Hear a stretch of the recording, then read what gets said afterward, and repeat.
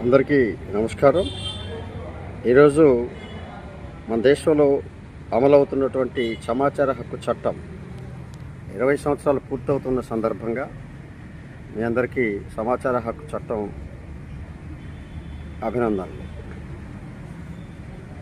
ఎందుకంటే ఏదైతే ఈ ప్రజాస్వామ్యంలో పరిపాలన పారదర్శకతగా అలాగే జవాబుదారీగా ఉండడం కోసం యూపీఏ ప్రభుత్వం 2005లో అక్టోబర్ 12న ప్రవేశపెట్టినటువంటి సమాచార హక్కు చట్టం విలువ చాలా విలువైనది. దీన్ని నిజంగా అమలు చేయడం అనేది ద్వారా మనం ప్రజాస్వామ్యం విజయవంతం అవడంలో ఈ సమాచార హక్కు చట్టం మరింతగా పనిచేస్తుందని ఆ రోజు మనందరం నమ్మాం. కానీ క్రమేణా ఈ యొక్క సమాచార హక్కు చట్టాన్ని నీరుకారుస్తూ దీని యొక్క ఉద్దేశానికి ఊపిరితీస్తున్నటువంటి అనేక పరిస్థితులు, వ్యవస్థలు, అలాగే వ్యక్తుల సమూహం ఈరోజు ఈ సమాచార చట్టం హక్కు చట్టం యొక్క విలువని కోల్పోతుంది, ఉద్దేశాన్ని కోల్పోతుంది.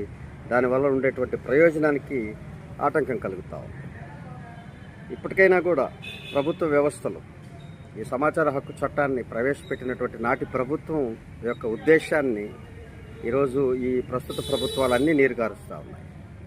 సరైనటువంటి మానిటరింగ్ వ్యవస్థ లేక సమాచార హక్కు కమిషన్ని నియమించక అనేక రాష్ట్రాలు నియమించట్లేదు. అలాగే దేశ స్థాయిలో కూడా కమిషనర్ నియామకంలో అనేక అవకతవకలు, ఒడిదుడుకులు, అలాగే కాలయాపన చేస్తున్నటువంటి పరిస్థితులు మనం చూస్తూ ఉన్నాం.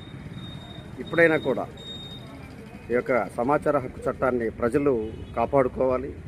ప్రజలు అప్రమత్తమై ఈ యొక్క చట్టం యొక్క విలువని తెలుసుకొని దాన్ని అనుసరించే విధంగా, అమలు చేసే విధంగా ప్రభుత్వాలు, పాలకులపై మనందరూ ఒత్తిడి తేవాల్సినటువంటి అవసరం ఉంది.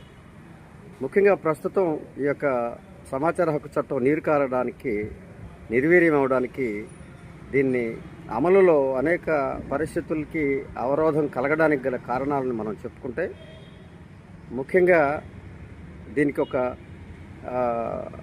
సిబ్బంది లేకపోవడం, మానిటరింగ్ రాష్ట్ర స్థాయిలో, జిల్లా స్థాయిలో వీటన్నిటిలో దీనికి ఒక సరైనటువంటి కమిషన్, దానికి ఒక విచారణ, విధి విధానాలు, స్పష్టంగా శిక్షలు లేకపోవడం, ఫైన్ లేకపోవడం, పనిష్మెంట్ లేకపోవడం, ఒక విధంగా ఇది నిర్వీర్యం అవుతా ఉంది.